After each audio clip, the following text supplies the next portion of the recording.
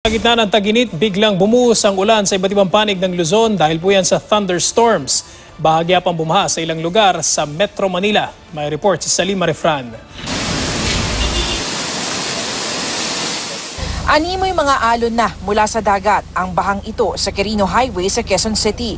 Sa pagdaan ng mga sasakyan, lalo na ng mga cargo truck, umaabot sa bangketa ang tubig. Kita rin ang bahagyang pagbaha sa kalsadang ito sa Mindanao Avenue. Kasunod yan ang pagbuhos ng ulan kaninang hapon.